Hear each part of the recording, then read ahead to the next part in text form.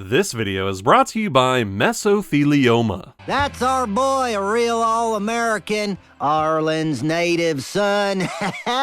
Oh man, you are getting me so angry. Oh sure, when Peggy mercilessly beats children's booties with her ham hands, it's a deadly serious affair. Ooh, treated with all the somber gravity of Jeffrey Dahmer committing domestic abuse in an orphanage for disabled kittens. But when Coach Sowers literally digs his Oxford leather shoes into the children's gelatinous stomachs and forces them to run headfirst into a brick wall to crack their skulls open so that we can feast on the goo inside, we all piss our pants with joy. Joy, I say! And you want to know why? You really want me to unravel the mystery for why it's okay for Coach Sowers to be depicted as a fanciful character out of like James and the Giant Peach, but Peg Leg is stuck in family court? Well, it's because Peggy is a main character and Coach Sowers is a minor one, and the harsh truth is that disposable folk like him have a greater degree of moral flexibility. It's the difference between watching somebody go bonkers on a street corner from the safety of your car versus somebody who lives in your house that's tweaking the fuck out. One of them is just another memorable encounter happening in this crazy concrete jungle that we call civilization, where it's smoky and crowded and we're too civilized to complain,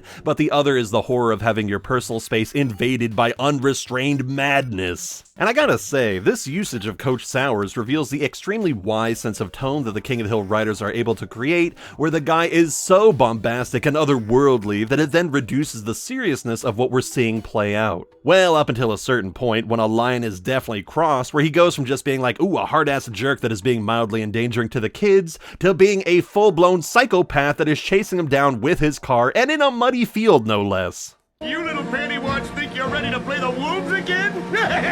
The wolves eat razor blades for breakfast! Oh, how I wish I had a crazy cackle like that to bust out in traffic. Oh, wait a second, I do! But that's really just the big headliner stuff happening in this story, the utter lunacy that is quotably quotable and which adds a huge exclamation point to the episode, one that draws you back to watch it time and time again. Meanwhile, something that I greatly appreciated when I sat down to review this thing, because, I hadn't watched it in a few months, and when I actually came back around to it, I was surprised to see how many comfy, cozy, smaller details are layered into this piece, which create a deeply mindful story that gets to be both a cracked-out, adrenaline-fueled nutfest with the Coach Sowers stuff, but it also has a deeply soothing undercurrent where it could, almost lull you to sleep. I'm primarily thinking about the weirdly relaxing background music that shows up whenever the kids are playing soccer, where it almost sounds like something you'd hear out of a PBS Kids cartoon, something like Arthur or Clifford the Big Red Dog. Tie game! Everyone's a winner! Man, that twangy electric guitar paired with the bright wind flutes is so cozy, oh my god. It's like something you'd hear out of a Mario RPG or on the beach of Stardew Valley, where it somehow manages to have this upbeat, peppy rhythm that also pulls you into a deeply relaxed state, sort of like hearing someone softly playing the pan steel drums. But before we completely doze off, I do want to briefly call our attention to a few odd animation touches that I noticed. First of all, that kid on the Puff and Stuff team looks like a 35-year-old man with dwarfism, or possibly a clone of Coach Lucas himself, as they both have the same Morty-ass haircut and face, which is pretty weird. But they're not as weird as the actual literal cavemen that are showing up on the football team, so I guess it really is the most popular sport in the world if damn Neanderthals are unthawing themselves so they can show up and play. And I think their ancient germs are also affecting poor Bobby, whose mouth seems to have developed a sort of weird palsy or dubbing error. Slow down, Joseph. We've already got the tie. We don't have to hurt anyone's feelings. Why don't we just give him the dang ball? Why don't we just give him the dang ball? Why don't we just give him the dang ball? Woof, yeah, that is some uncharacteristically bad mouth animation right there, really making it look like he's just gnawing on the air. Munch, munch, munch. You see, even though I may favor the early seasons over the later half of the series, I'm not so blinded by affection that I don't notice these little goofs when they show up. It's just that these quirks feel more forgivable because we also tend to get some outright beautiful sights to make up for the little errors, such as how the animation team drew all that divisive graffiti and the very cool blue headlight thing that Dale uses, which when paired against that dark azure sky is such a joy to soak in. Well, and of course there's actually some plot consistency to the series during the first 6 seasons, unlike the back half, which, just does whatever the hell they want, and without any concern for what the characters or story was like before. Don't you just want to watch football forever? Be cool, Hank. I'm cool. And if we lose, Bobby'll hate football and live an unfulfilling life. I'd rather be on a losing football team than a winning soccer team any day. Look, I really hate being one of those butthole fans who expects a fictional animated show to keep all these details straight as you then fall into an endless dirge of pointless complaining and putting in more effort than the writers did, clearly. But because this is such an egregious case, I did feel the need to call it out, because what the fuck do you mean that Bobby has never shown an interest in football before? What are you talking about? So many episodes have featured Bobby being interested in football in one way or another, whether it's like, oh, being the Longhorn mascot, or being present when Bill is trying to get his football record back, Fumbalaya and all that, or in this episode where Bobby is showing an impressive dedication to the sport and in a triumphant way that is such a delight to behold. It is literally the climax of the story, so just shoving it away and saying, hey, Bobby's never been interested in football before is so weird, because you're not just messing up like a small detail, this is a consistent running thing with his character. But hey, the good news is that we're still very, very far away from talking about those headache-inducing bubble fuck-ups in the later seasons, so let's return to basking in the glorious joy of this classic episode before things got really messy. The story here is kicked off. Oh, you see what I did there? Oh my god, kickoff football. Kickoff is a thing that happens in the sport that we call football. Oh my god. With Hank taking the boys to paint a bridge, which their rival team has already coated in a mysterious substance that Dale is thankfully here to identify. Paint. Man, you just gotta love those little micro jokes. The small blink and you'll miss it slices of gold, the slices of absurdity that make this show so good and so difficult to talk about, because I just want to point out all these little jokes and go, oh man, that's so funny, but we gotta keep this thing moving. While Dale is busy being the best character in the show, Hank tells the boys all about his old coach, Whitey Sowers, who once inspired his team to push themselves hard enough to get to the state championships. Ooh. And it quickly becomes clear that Hank and the guys have this overly romanticized view of old Whitey, putting him up on a pedestal for being a super hard taskmaster where they believe that he pushed them to greatness. Except, as we'll come to see, the guy really wasn't the best at managing a team. He just applied a ton of pressure until something snapped, be that the other team, the guy's mental state, or Hank's ankle. And that's really what this episode is most interested in exploring, the various methods of coaching that are out there and the humorous flaws that exist within each. Sowers is probably how most people view coaches, the stereotypical borderline psychopath who takes the game deathly seriously and who will tolerate no coddling of any kind, but who sure do love smooching.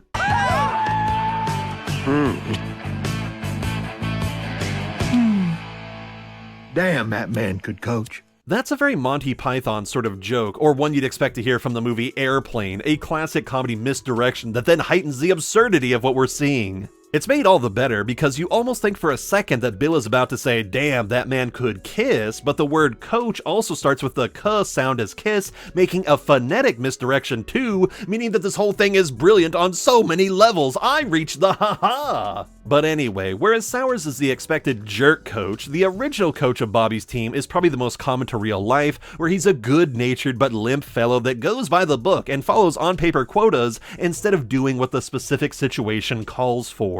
You know I like to play every player at least 2 minutes a game. Can't you just let him play 4 minutes next game? Now, this isn't a bad policy on its face, as the whole point of middle school sports is to give all the kids a chance to participate and not just have the less athletic kids sitting on the bench the whole time, but the timing here is so bad that Hank actually decides to write a beautiful little note about how disastrous this play was.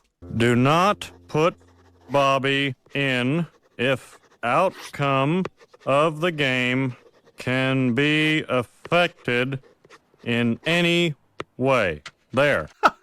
Oh man, that has got to be the nicest way to say that you're so terrible at something that they don't want you involved at all if the outcome can be affected. No wonder Bobby eventually went on to be the Stick. Sheesh. I guess if you're gonna be bad, then you might as well be the best kind of bad you can be, as Megamind would say. Now, what I really like about this particular coach, Coach Maxwell he's called, is that he feels distinctly human, and that he's put into a really crappy situation that gets him a lot of flack and shit from the parents. I mean, it can't be easy to try to survive being a coach in a state like Texas, where I've heard that football is taken almost as seriously as football is in the rest of the world. So when the guy is getting screamed at by beer-swilling parents about how he's not doing a good job and being given ultimate ice-cold lines from nutjobs like Dale, it's no wonder that the poor fuck finally breaks down and calls it quits. You're not being paid to screw up. I'm not being paid at all. In fact, I still haven't been reimbursed for last week's pizzas.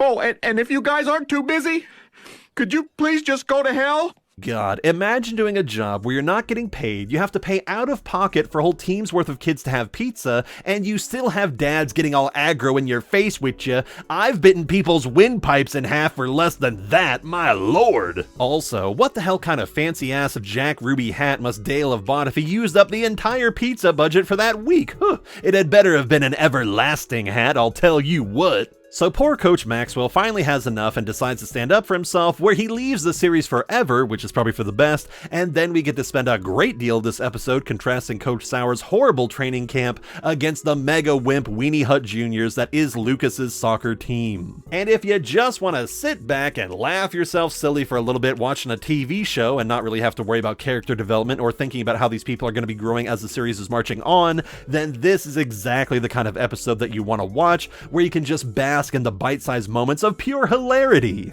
Everything with Whitey Sowers training the kids is perfectly done, from how he prescribes salt tablets for every complaint, yeah, just rub a little salt in it, that'll make it better, to telling them to eat mud. I said, eat that damn mud, you swine. And my personal favorite, handing a kid a giant playbook that probably weighs more than him and saying, memorize it. Memorize it. Get it memorized. Breaks your heart, doesn't it? Take a salt tablet. All of these golden moments puts the episode at an odd semi-meme status, where it isn't quite as ubiquitous and well-known as like That's My Purse, I Don't Know You, or Pocket Sand, but the more hardcore fans will have kept Coach Sauers' snarling performance very close to their hearts. The one that always echoes in my head is him saying, I'm gonna chew you up, spit you out, take a big dump on top of that, and then I'm gonna get tough. He says it so fast that you almost miss like the full weight of what he's saying, but it's a damn effective message when you can really take it in and go like, oh, so you're gonna like poop on me and then you're gonna get tough? Holy crap. Of course, this whole series of jokes owes everything to the movie Full Metal Jacket, as Coach Sauers is so obviously inspired by R. Lee Ermey's performance as Gunnery Sergeant Hartman.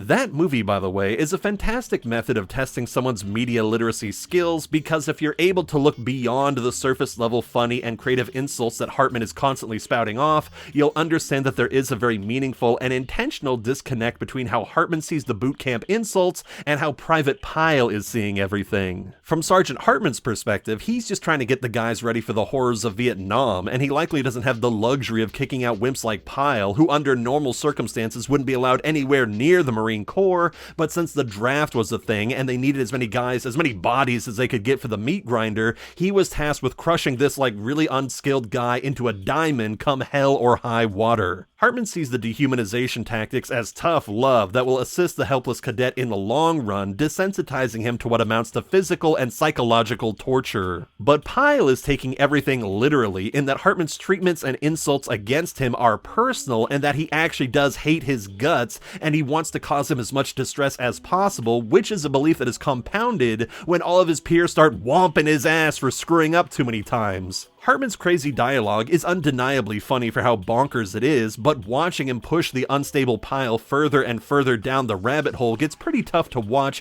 when you understand how much it's killing the guy inside. But unlike Sergeant Hartman, Coach Sauers has no underlying positive motive for pushing these kids, no hope that they might get picked up by a talent scout, or that they'll use their victories to further their academic or personal goals. No, for old Whitey, who has been going increasingly mad working at Foot Locker, the entire purpose of doing this job in the first place is to further his own career, to bolster his damaged reputation, and to earn back the glory that he lost when his team lost state, where he now wants a big victory that he can solely attribute to his coaching style alone. It is the classic and signature sign of a bad competitor, where any wins that the team gets is because of his brilliance, but any losses they suffer is due wholly to other people's failures. If you've ever played any sort of team game where you feel that you absolutely killed it and you performed best of anybody, but your team still lost, then you've probably felt this like teeth-shattering frustration at everybody else holding you back, those losers. And it's really tempting to give into that frustration, but it's all pure ego talking, and you have to be able to recognize that it's a toxic behavior that's just going to make you miserable and turn you into a bad teammate. This is why Coach Sowers holds such a chip on his shoulder about Hank even all these years later, because he thinks that Hank quote-unquote lost him state even though the injury was literally out of Hank's control. You were a know-it-all and a do-gooder, and your teeny-tiny, weak little girly ankle bone snapped in the finals,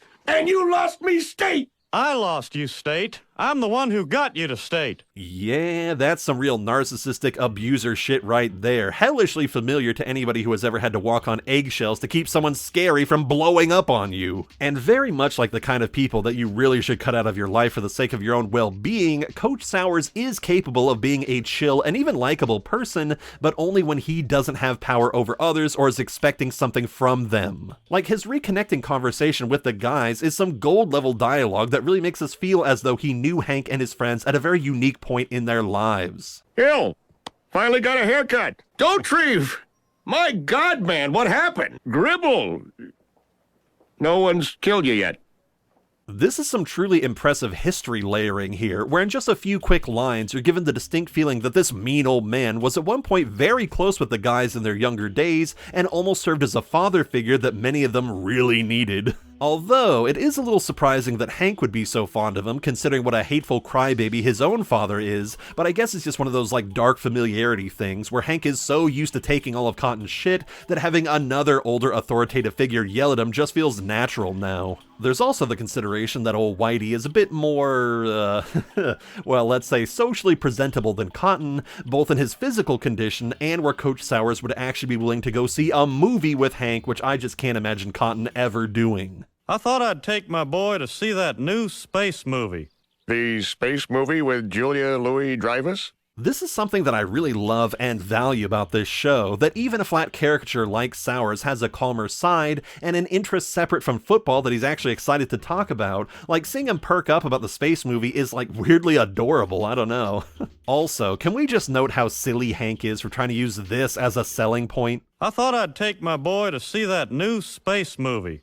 I hear it's got special effects. Can you honestly name any sort of sci-fi movie that doesn't have some form of special effects? I mean, my goodness, that's like saying, hey, they're performing Wicked down at the college, we should go. I hear the kids really memorize their lines. Ooh, memorize it, yeah. I think giving Hank and Coach Sowers this cute little hangout time at a restaurant was a really smart decision, as it does drive home how Hank is trying to be friends with the crazy old bastard, and he isn't just pulling him out of the shoe store because they needed him for one specific task. He's actually trying to connect with a whack job, and that keeps the story feeling very light. This little hangout definitely could have felt like the story was doing some rambling, adding some unnecessary scenes of them doing nothing to just kill time, but because Lucas and Bobby are also present, it adds a very smart through line with the characters, a sense of connectivity that keeps all these plot lines together. Oh, and before we touch on the Peggy side story, which actually does take up a lot more of the runtime than I remembered, I do want to briefly talk about this line from Coach Sowers.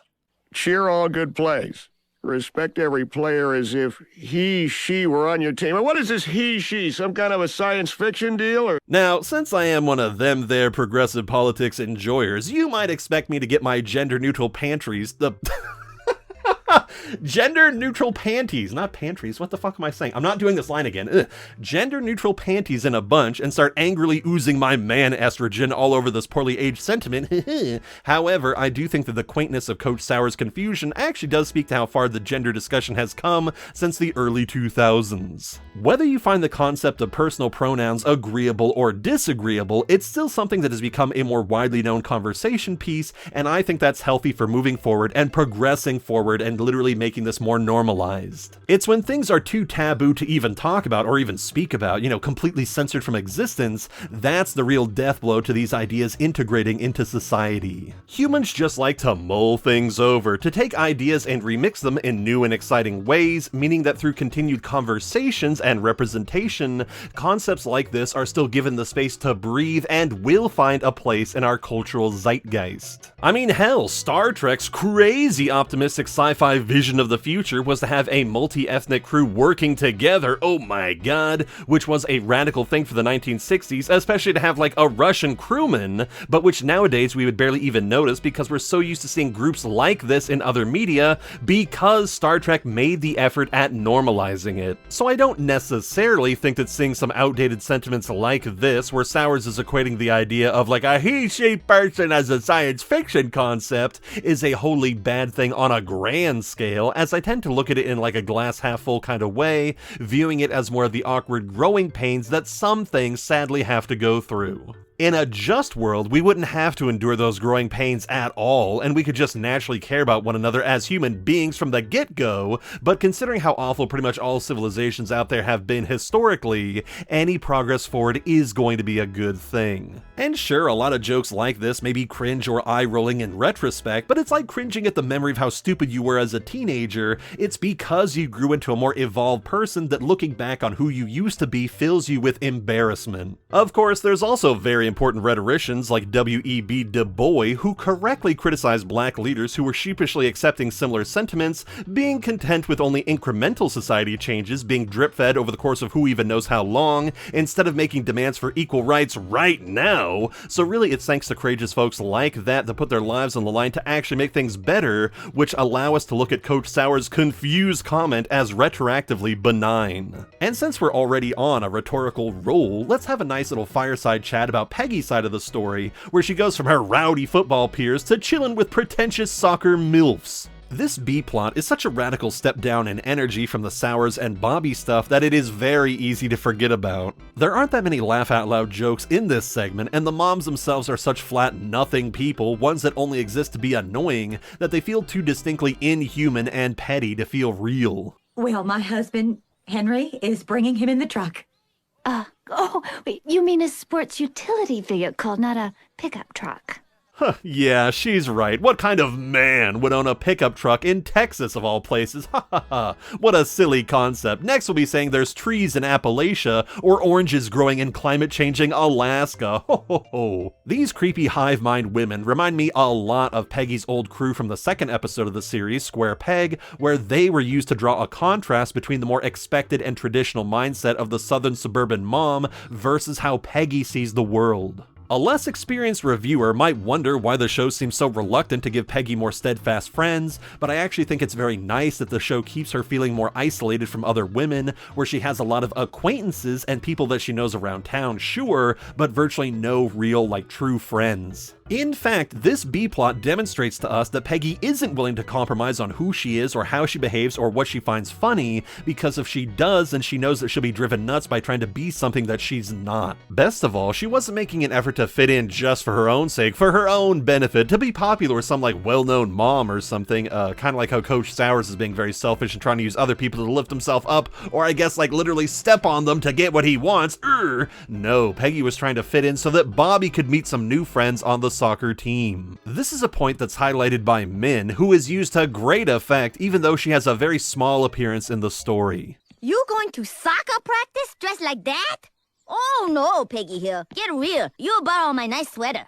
You soccer mom now. If you not fit in, then Bobby not fit in. And that boy have enough problem. Connie play AYSO in Orange County. That's the birthplace of soccer moms. She definitely isn't wrong about how high-strung and callous some of the more sporty California moms can be, where the pressure to rise high, academically or otherwise, is so ingrained into the culture that it often lays very thick over entire neighborhoods. This moment is also very notable because this is the first truly altruistic thing that Min does for Peggy, outright giving her a sweater and making sure that she's walking into the soccer game looking prepared. I wouldn't necessarily say that Min and Peggy are actually friends, and neither is Nancy really. They're all just sort of stuck in this neighborhood situation together and will look out for one another when they can, which is quite common to adult relationships, where we're far more hesitant to outright call somebody our friend than we would if we were kids. Still though, I think this B-plot is a really good pairing with the Coach Sowers stuff because it gives us a more thinky sort of plot, an obstacle of social norms and expectations, and not necessarily physical performance. Also, it does have Peggy being delightfully cringe.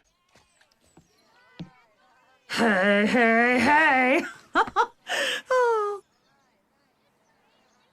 How how on earth she got it in her head that she could do a Fat Albert impersonation of all things is so freaking funny to think about, man. It couldn't have been like a Popeye or a Donald Duck sort of thing, and what a nightmare those impersonations surely would have been. They specifically made it Fat Albert, who is the exact opposite of Peggy in every imaginable way, both inside and out. And wonderfully, when Peggy decides to stay true to herself and leave those soccer freakazoids behind, that's also when Bobby breaks away from soccer, and specifically Coach Lucas's way of running the team, where any sort of competitive drive has been stomped out.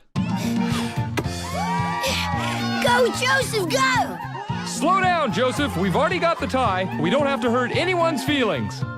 Why don't we just give him the dang ball? Why don't we just give him the dang ball? This was a really clever way of dunking on soccer without really making the case for why soccer itself is a lesser sport, as the episode is much more concerned about how lame Lucas is making it. And yes, they did give us the whole thing of Hank saying that, oh, soccer was made up by European ladies to keep them busy while their husbands were doing the cooking, oh my gosh! Which is such an obvious bit of misinformation that he picked up from God only knows where, that it doesn't come off as an earnest critique of the sport, but more that Hank is being really weird about it. Why do you have to hate what you don't understand? I don't hate you, Bobby. I meant soccer. Oh, yeah, I hate soccer, yes. Whenever you can make a problem come from a character, a flawed human being, whether that's Hank or Coach Sowers or Coach Lucas, and not just some larger nebulous force where the show just wants you to hate soccer because it's telling you to hate soccer, it's always going to feel more engaging to have a specific face to assign blame. This is something that King of the Hill has always done really well, giving us problems that stem from distinct and flawed people, thus making it easier to remember specific episodes and making the series stand out more in our memories. From King Philip to Alabaster Jones to Peggy's awful mother, and now here with Coach Sowers, the show almost has a rogues gallery of villains for us to enjoy.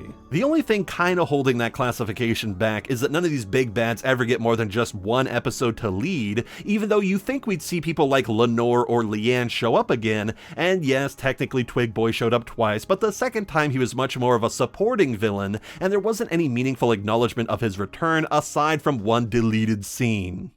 It's against the law to fire this man. He's a drug addict. Twig Boy! I can't really decide if not allowing bad guys to come back for a second bite at the apple was a good decision or not, as having returning villains does admittedly risk diluting their potency, but some of them certainly felt unique enough to explore further, and it would have been interesting to see them return. I mean, I guess Ted Wasana-song is our prime example of a regular reoccurring antagonist, and he kinda sucks to be honest, so maybe it is for the best that Hank hit Coach Sowers in the head and killed him. I think you hurt him. Hit him again to make sure. You could write a whole headcanon about what happened with Coach Sowers after he got bonked in the head, since it's left so open and we never hear anything about him again. I choose to believe that his mind got isekai'd into a science fiction reality where he found peace traveling the stars with a crew full of he-she's, all of whom have the thickest ankle bones you've ever seen.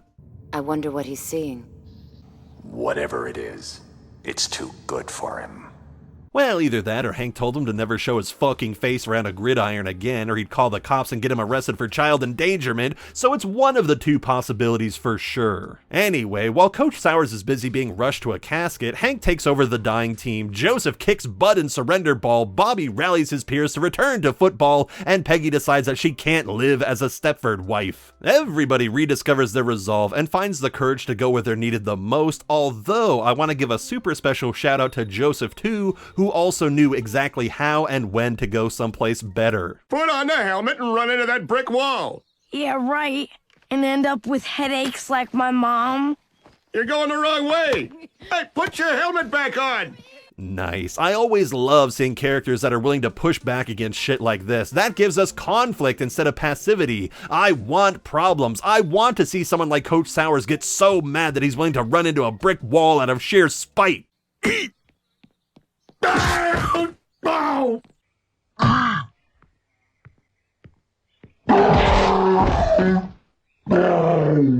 I choose to believe that it was this hit to the head that unlocked his worst instincts, because it's right after this that he does the whole car thing where he tries to kill all those kids. He's probably thinking to himself, well, Butterball's already dead, so why not send the rest of them to hell with him? You know, I was thinking of bringing Bobby to watch the Wolves rematch, just as my guest. Oh, Butterball?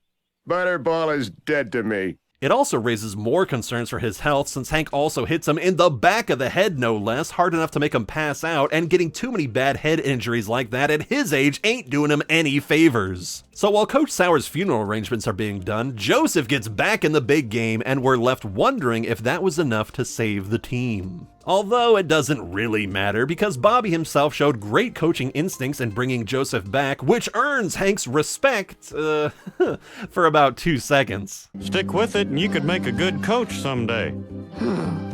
I'd still want to wear my uniform. Yeah, okay. And a cape. Kind of a weird boneless snake arm you got there, Hank. Ugh, what an annoying angle that must have been to draw him from. Sheesh. There's way more gut-busting jokes in here than I could address without just making this video me listing off a bunch of scenes and going like, oh, this was pretty funny, and remember this one? That was pretty funny too. But the broader things that the episode did with its characters and exaggeration still gave us a lot to talk about. Actually, there is one joke in here that I'm shocked made it to TV, so I'd like to give it a special highlight. With Bobby not on the team, it might make him feel... Okay, Louisa May, go play your ballerina ball. Just leave your penis in the bucket. Penis in the Bucket sounds like either the grungiest band name ever, or something you'd see at like an art house exhibit. I guess that's why they never brought Coach Sauers back, cause they knew they couldn't top that wild statement. And speaking of emasculation, the next episode we'll be discussing is all about Khan losing his penis? No, you sillies, his job, of course. And potentially his penis. Why else would he turn down a Heineken and garage sex with men? That man has no dick. But until I build up the courage to have that discussion, we can say that this episode of King of the Hill, titled 3 Coaches and a Bobby, has indeed been... penis to death. Reviewed to death. A giant thank you goes out to Hazel, Andrew M, and Obsidian Moonfox for being my $20 Patreons, deciding to feed me instead of throwing whatever money they have into a fire pit or a wishing well. People over water and fire, that's what I say. Another thank you also goes out to Undermined Crimp, Dominic O, Marsha B, Reign Supreme, Valerie Vomit, and Mr. Seagull 16. And of course, I also do appreciate my $5 Patreons and YouTube channel members who got access to this video a week early. Thanks for watching, and I'll see you in the next review.